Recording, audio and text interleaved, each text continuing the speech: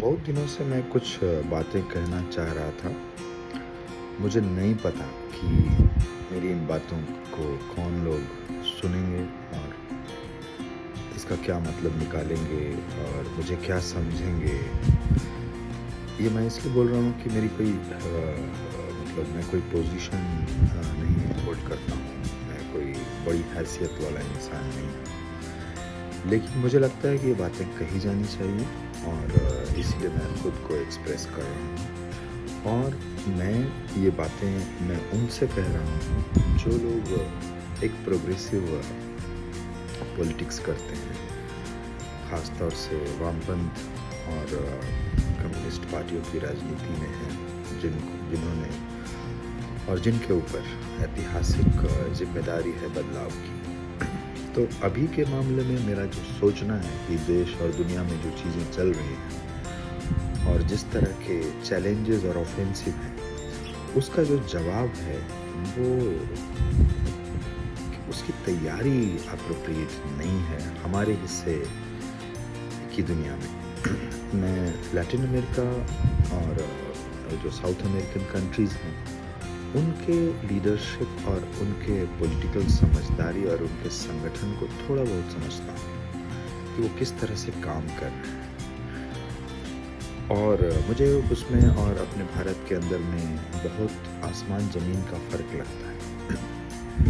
ये मैं इसलिए बोल रहा हूँ कि मैंने ये देखा कि जिस तरह का ऑफेंसिव है, जिस तरह का चैलेंज है, उसकी तैयारी उसके काउंटर के लिए तैयारी हमारे यहाँ शायद नहीं है या कम है, या उसके लिए हमने कोई अलग से ना तो प्लान बनाया है ना ही रिसोर्सेज खड़े किए हैं। तो अभी के टाइम में मैं बहुत बड़ी समस्या जो देखता हूँ वो ऑर्गेनाइजेशन को एकजुट रखने की और उसको वैचारिक धार देने की, जिसके लिए काफ़ी ट्रेनिंग की आवश्यकता है।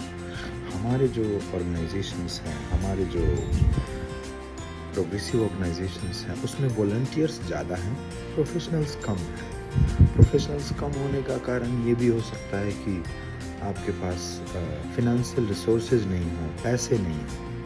लेकिन सवाल है कि पैसे और फिनेंशियल रिसोर्सेज नहीं हैं तो एक प्रोफेशनल रेवोल्यूशनरी पार्टी अपनी विचारधारा को कैसे आगे ले जाएगी, अपने लोगों को कैसे साथ में रख पाएगी। क्योंकि लोगों के ऊपर बहुत दबाव है, हमारे और आपके सारे लोगों के ऊपर इतना दबाव है कि हमें फिनेंशियल अपनी सिचुएशन को देखना पड़ता है। हमें अपने परिवारों और फैमिली को सपोर्ट करने के लिए बहुत सारी चीज़ें करनी पड़ती है।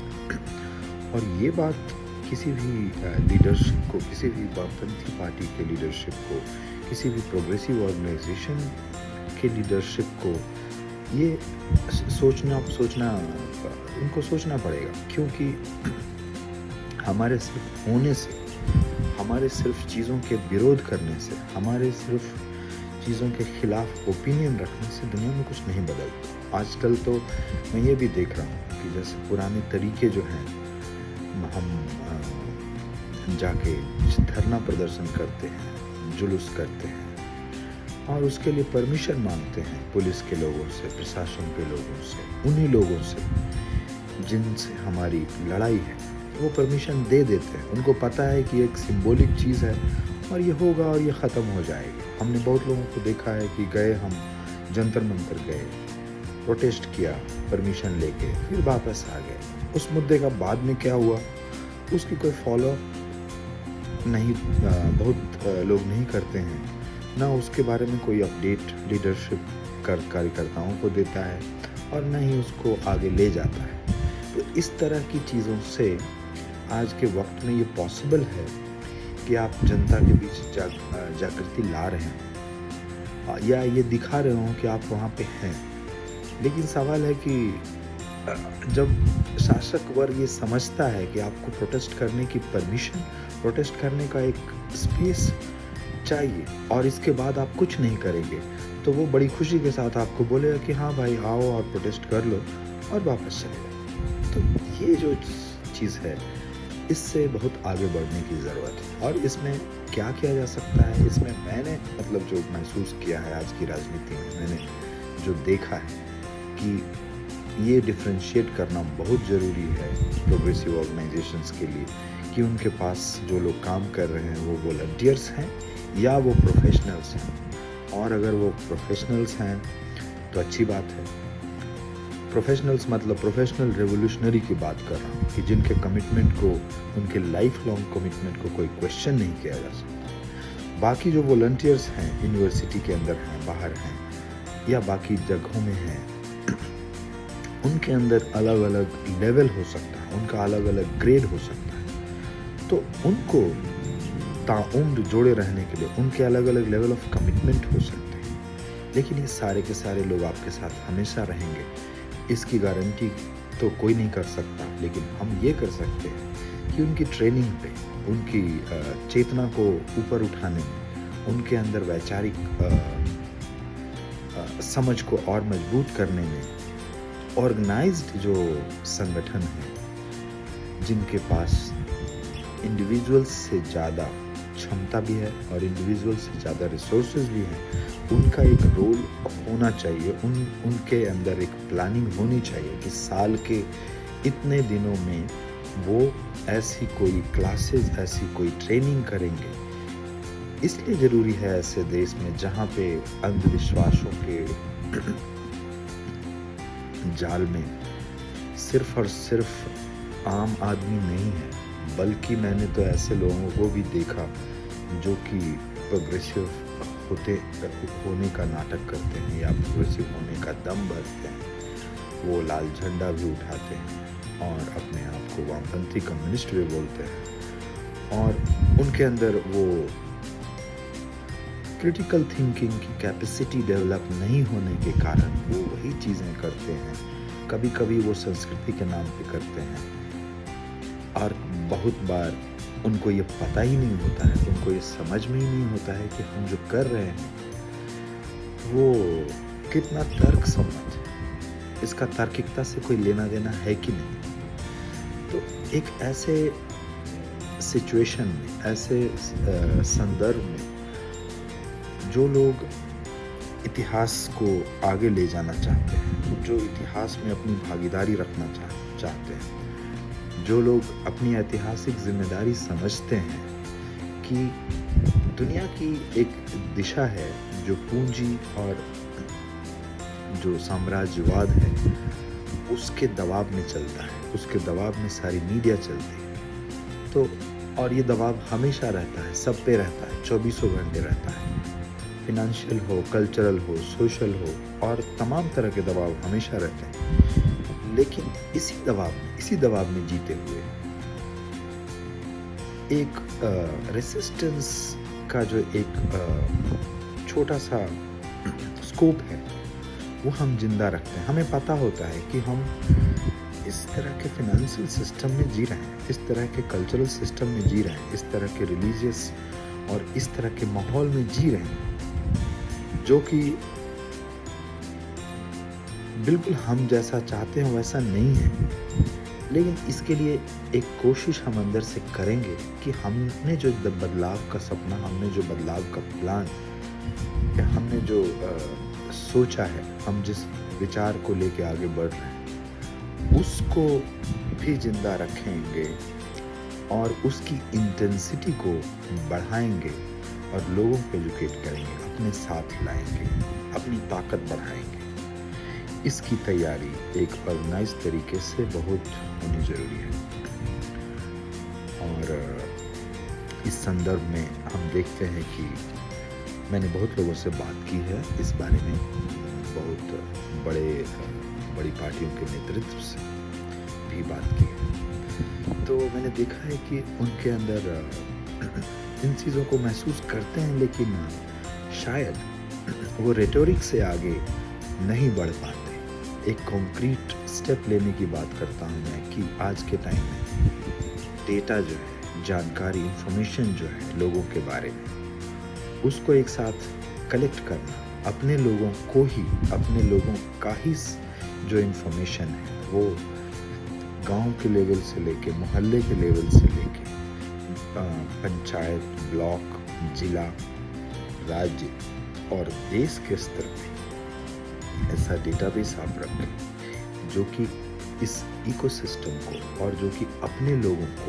जिनमें आप संभावनाएं देखते हैं, जिनमें आप देखते हैं कि इतिहास को ले जाने वाले, आगे ले जाने वाले ये लोग हैं, इनको एक साथ रखना, जोड़े रखना, इंगेज करना, प्लस उनके प्रोटेक्शन के लिए काम करना, और आपस में ये लोग एक दूसरे से मदद मांग सकें, कोऑर्डिनेशन रख के, जब जब ज़रूरत हो, जैसी जैसी ज़रूरत हो, क्योंकि बिना प्लान के, बिना कोऑर्डिनेशन के ये लोग कुछ भी नहीं कर सकते। ये लोग सिर्फ इस्तेमाल किए जा सकते हैं। आप उनको मीटिंग में बुला सकते हैं, आप उनको कॉन्फ्रेंस में बुला सकते हैं, आप उनको हड़ताल और जुलूस में बुला सकते हैं, रैली और धरना प्रदर्शन में बुला सकते हैं, लेकिन ये चीज़ें तो साल में कितनी बार होती हैं। बाकी जो वक्त है पूरे साल का, उसके अंदर में ये लोग क्या करें, उसके अंदर में ये लोग अपने मोहल्ले में, अपने सोसाइटी में, अपने अपार्टमेंट के अंदर में प्रोग्रेसिव सोच को और उस तरह से सोचने वाले लोगों के साथ कैसे जुड़े रहें और क्या इंटरवेंशन करें ताकि ये आइसोलेटेड ना हो ऐसे समाज में जहाँ पे आप देखते हैं कि हर दिन अंधविश्वास और वो चाहे संस्कृति के नाम पे हो, चाहे बहुत सारी चीज़ों के नाम पे हो, इसमें प्रोग्रेसिव एलिमेंट ढूंढना बहुत मुश्किल होता है।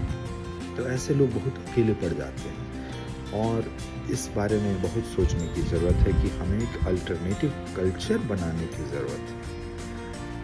ये कौन करेगा? ये कोई अकेला एक इंडिविजुअल नहीं करेगा। जो लोग अपने आप को नेतृत्व करने वाले समझते हैं, उनको करना कुछ नहीं है, उनको एक ढांचा बनाना है, उनको एक इंस्ट्रक्शन देना है, उनको एक खाका बनाना है और उसको पालन करने वाले लोग, उसको आगे ले जाने वाले लोग मिल जाएंगे, डेवलप हो जाएंगे। लेकिन सवाल है कि आपको पहल करनी पड़ेगी। लीडरशिप सिर्फ और सिर्फ पोजीशन होल्ड करने के लिए नहीं होता।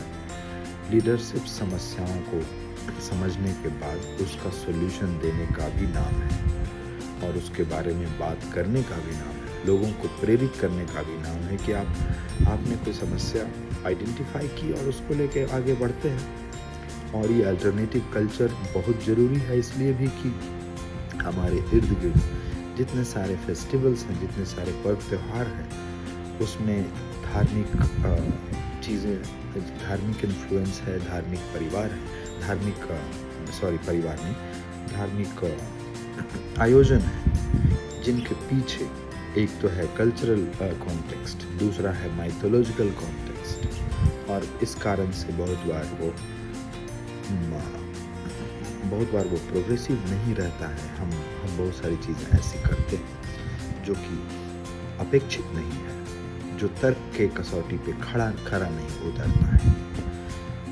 और ऐसे में मान लीजिए मेरे जैसा कोई इंसान जो धार्मिक नहीं है, वो उसमें शामिल नहीं होना चाहता है, तो हमारे लिए क्या विकल्प बचता है? हम अपने सेलिब्रेशंस कहाँ पे कैसे करें?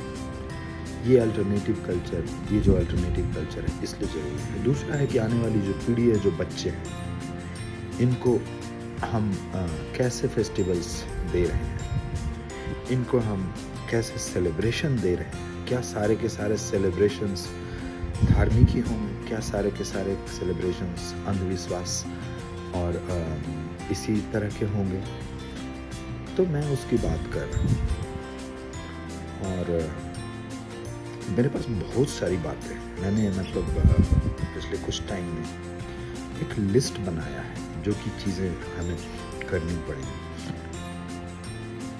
तो प्रोग्रेसिव लोगों का जो ऑर्गेनाइजेशन है वो छोटे लेवल पे, जिला नहीं, मोहल्ला के लेवल से लेके गांव और शहर के लेवल से लेके ब्लॉक, प्रखंड और हर जगह हो, जो बहुत सारी चीज़ों का ख्याल रखे, जिसमें एक तो है कि वैचारिक ट्रेनिंग जो है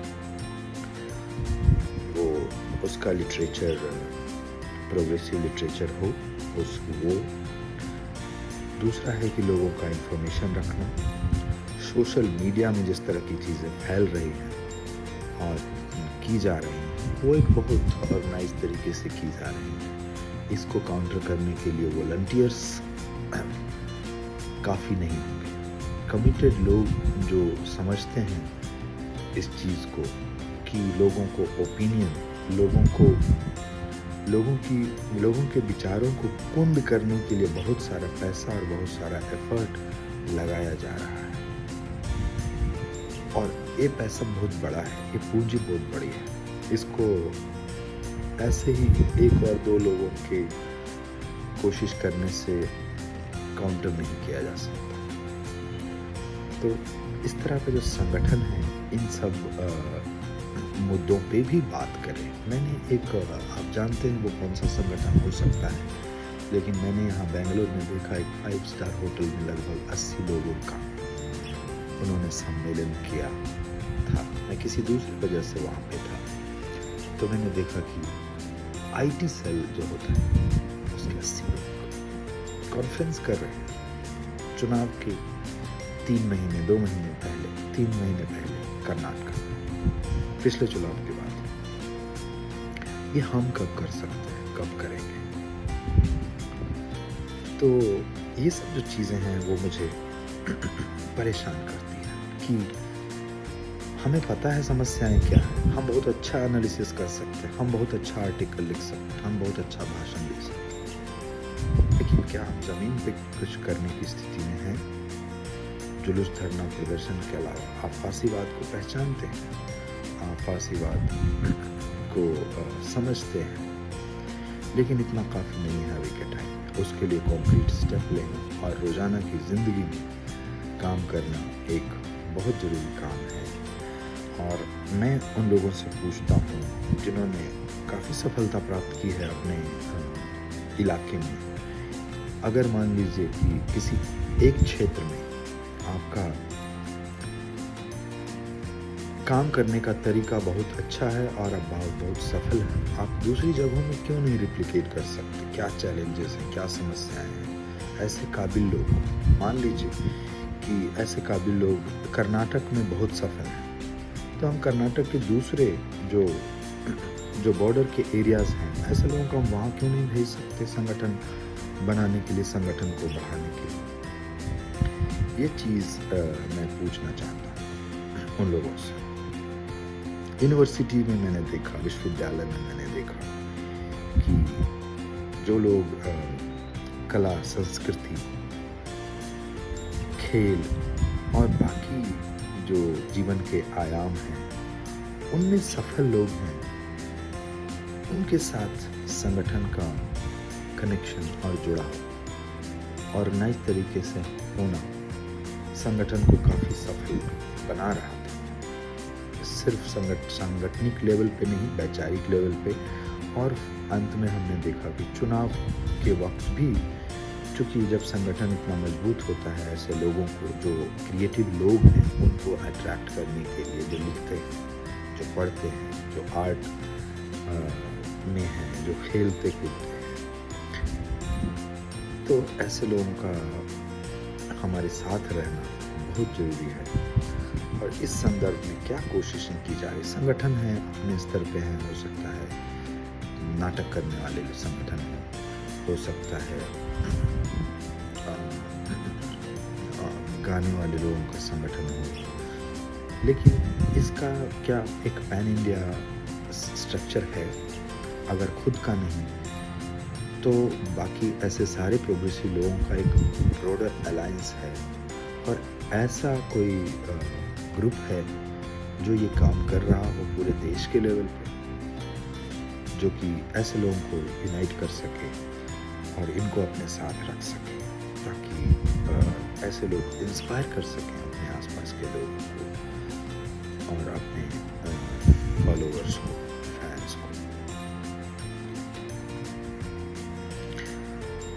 यूथ का हमारे साथ नहीं होना या कम होना, ये इसलिए भी है कि उनके बीच मैंने जो मेंशन किया कि हमारा इंटरवेंशन जो है उसका जो लिमिटेशन है उसकी वजह से नहीं है। कुछ हिस्सों में है, बहुत सारे हिस्सों में नहीं है।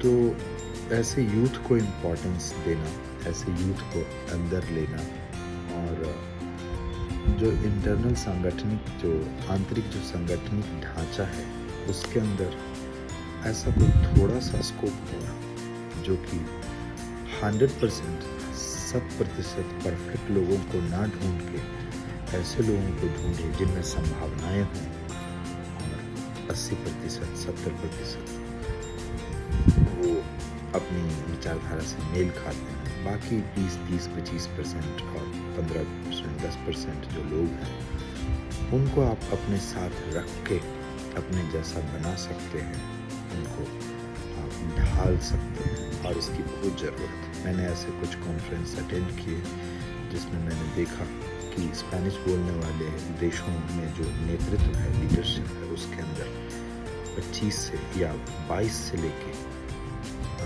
40, 42 और 45 के उम्र के बहुत सारे ऐसे लोग हैं जो कि न केवल विचारधारा को आगे ले जा रहे हैं, उसे समझते हैं और जो वर्तमान में जो समस्याएं हैं पूंजी और साम्राज्यवाद के द्वारा खड़ी की गई उसके खतरों को बहुत बेहतर समझते हैं और इससे लोहा ले रहे हैं।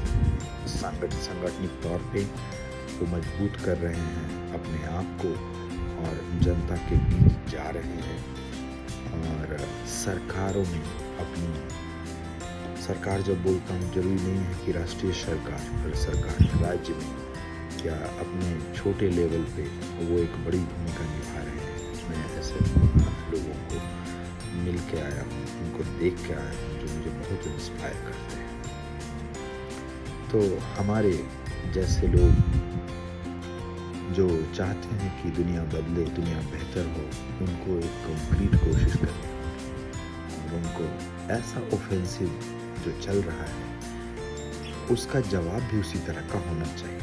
आपके सिर्फ और सिर्फ जनता को जागृत करने के लिए और आंतरिक रूप से आप जो काम कर रहे हैं संगठन के अंदर और संगठन में, वो काफ़ी नहीं होगा। जनता से जुड़ने का काम जो है अपने आसपास के इलाके में करना होगा और ये चीज़ बिना ऊपर से मैंडेट के, सपोर्ट के संभव नहीं है। अगर मान लीजिए आज मैं कुछ शुरू करता हूँ अपने आसपास में, मुझे उम्मीद रहेगी कि मुझे कुछ समर्थन, कुछ मदद मिल जाए, कुछ ऐसे लोग मिल जाएं जो कहें कि तुम्हारा काम ठीक है, हम भी आते हैं इसमें, हम भी अपने रिसोर्सेज, अपना वक्त इसमें डालते हैं, तो थोड़ा ताकत मिलता है और लगता है कि हाँ कि इसको ऑफिशियली, इसको आधिकारिक तौर पे एक बड़े संगठन के द्वारा, एक राष्ट्रीय संगठन के द्वारा इसको माना गया है, इसको समझा गया है और वहाँ से सपोर्ट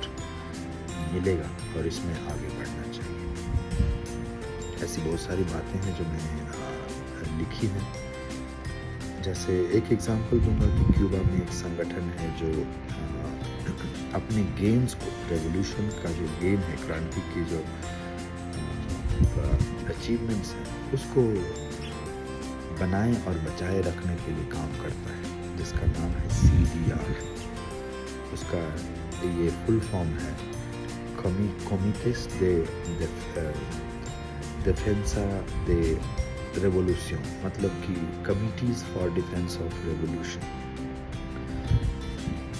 और इसका पेनिट्रेशन ऐसा है कि हर छोटे लेवल पे ये लोग मौजूद हैं और जब भी ऐसी ज़रूरत पड़ती है तो ये आते हैं साथ में और सिर्फ राजनीतिक बातें नहीं करते हैं, बल्कि हर एक लेवल पे इंटरवीन करते हैं, स्वास्थ्य के मुद्दों पे भी, और गवर्नमेंट का कोई स्कीम होता है वहाँ पे तो भी लोगों की मदद करते हैं।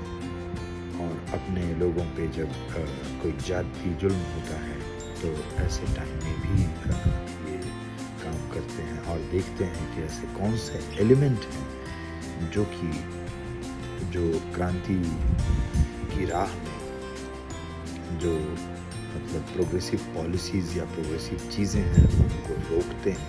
ऐसे लोगों से वो मिलते हैं, बातचीत करते हैं और ज़रूरी होने पे उनसे मतलब उनकी जो रुकावटें, उनके राह में जो रुकावटें आती हैं उनको किसी तरह से दूर करते हैं। तो एक विजिलेंट ग्रुप है। जैसे हम लोग जानते हैं कि हमारे देश में धर्म के नाम पे, संस्कृति के नाम पे और बहुत सारी चीज़ों के नाम पे, वेज नॉन वेज खाने के नाम पे आए दिन समस्याएं होती रहती हैं और पर्व त्योहारों में बहुत सारे कॉन्फ्लिक्ट्स होते रहते हैं और ये जानबूझ के की जाती है। तो ऐसा एक ऑर्गेनाइज्ड ग्रुप जो मतलब कम से कम समझे कि ये गलत है और ऐसे समय में ये बाहर निकले और ऐसे समय में ये लोगों को प्रोटेक्शन दे और सही और गलत के बीच का फर्क समझने के बाद लोगों की मदद करे और लोग इसको जाने कि हाँ, हम अगर ऐसी समस्याओं में फंसेंगे तो हमें कहाँ जाना है। क्योंकि इस देश की पुलिस व्यवस्था, इस देश की न्याय व्यवस्था कारगर नहीं है। ये ताकतवर लोगों की व्यवस्था है जो हमेशा पैसे वालों के सामने, ताकतवर राजनीतिक लोगों के सामने झुक जाती है और आम लोगों को कोई भी राहत देने में संभव नहीं है। तो मैंने बहुत सारी बातें की हैं, लेकिन मैं समझता हूँ कि किसी और मौके पर मैं और भी बातें करूँगा। लेकिन मेरी बहुत सारी चिंताएं हैं जो कि मुझे लगता है कि एक्सप्रेस करनी चाहिए मुझे। और ये चिंताएं बहुत वाजिब हैं, क्योंकि इस डायरेक्शन में बहुत काम होता हुआ मुझे ना तो दिखता है, ना इस बारे में कोई बात करता है। आप रिटोरिक आपके पास बहुत ज़्यादा है, जो बातें करते हो बहुत बड़ी बड़ी बातें हैं। फाइट करना और लड़ना और संघर्ष करना ये ठीक है, ऐसी बातें करना, लेकिन मैं बोलूं कि हम संघर्ष करेंगे, हम लड़ेंगे इसके खिलाफ।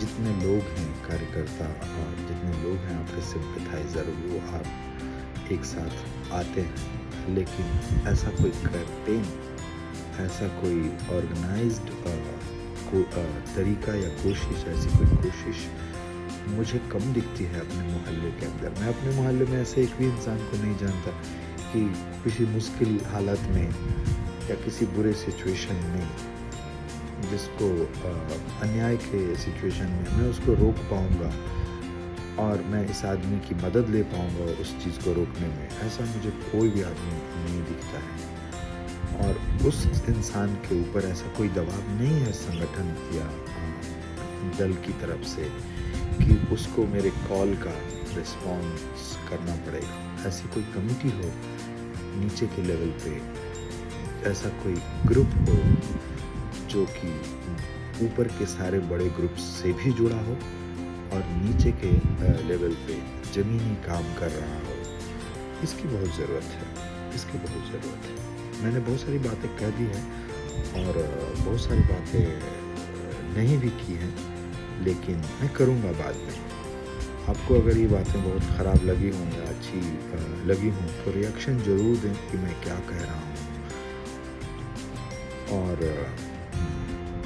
अगर आप सहमत हैं या नहीं हैं तो भी मुझे लिख के बताएं कि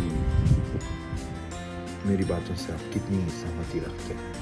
कि अल्टरनेटिव्स बहुत ज़रूरी हैं, मॉडल्स बहुत ज़रूरी हैं। लोगों के सामने उदाहरण कम है, लोगों के सामने उम्मीदों को जीता जागता देखने के लिए ऐसी चीज़ें कम हैं। लेकिन वो दूसरी तरफ जो है, जो अन्याय और शोषण और जो सिस्टम है, उसके पास ताकत बहुत ज़्यादा है। वही लोग वोकल हैं, वही लोग जिनके पास सब्सटेंस कुछ भी नहीं है। विश्वविद्यालय में शरण जो लेने वाले लोग इंटेलेक्चुअल्स हैं, उन्होंने ऑब्वियसली मतलब चेतना के लेवल पे काम किया होगा, लेकिन मुझे नहीं लगता है कि उन्होंने समय रहते ऐसी कोशिश की जिसकी वजह से सिचुएशन और ख़राब होने से बचा जा सकता था। तो एकेडमिक एक्सरसाइज एक चीज़ होती है और दूसरा है ज़मीनी स्तर पे काम करना और लोगों में इन्वेस्टमेंट करना, स्टूडेंट्स में संभावनाएं देख के उनको भविष्य के लिए तैयार करना। मुझे लगता है कि जो लोग एकेडमिक्स में हैं उनकी जिम्मेदारी थी। मैं तो ऐसे लोगों को, बहुत लोगों को देखता हूँ जो कि बहुत अच्छे एक्टिविस्ट और कार्यकर्ता थे, लेकिन विश्वविद्यालय में नौकरी मिल गई, प्रोफेसर हो गया, उसके बाद वो खत्म, और उसके बाद वो कहीं किसी आंदोलन में, कहीं किसी जुलूस में, धरने में नज़र नहीं आते। देश और समाज में, राज्य में, उसके बदलाव में, उसकी बेहतरी में अब वो कोई भूमिका नहीं निभा रहे, और ये मुझे बहुत निराश करता है। इसलिए मैं मानता हूँ कि एक राजनीतिक कार्यकर्ता जो है उसका काम बहुत इम्पॉर्टेंट है, और वो अपनी जिम्मेदारी बखूबी अगर निभाए तो बदलाव में मुझे नहीं लगता कि उससे बड़ा रोल कोई और निभा सकता है। तो इन सब बातों को करने के लिए मैं आगे भी इस टॉपिक पे करूँगा। मेरी बातें हो सकती है बहुत क्लियर ना हो, लेकिन इसमें और क्लैरिटी के साथ मैं दोबारा शामिल होऊंगा, और जो मेरी चिंता है वो लोगों तक पहुंचाई जाए, जो कि मतलब प्रोग्रेसिव राजनीति करते हैं, भविष्य की राजनीति करते हैं, ऐतिहासिक बदलाव, सामाजिक बदलाव की राजनीति करते हैं, और उनके बीच ये चीज़ें जानी चाहिए। और आपका बहुत बहुत शुक्रिया कि आपने मुझे सुना। मैं कोई वक्ता नहीं हूँ, लेकिन मैंने अपने आप को एक्सप्रेस करना चाहा, और इतना समय सुनने के लिए आपका धन्यवाद करता हूँ। शुक्रिया।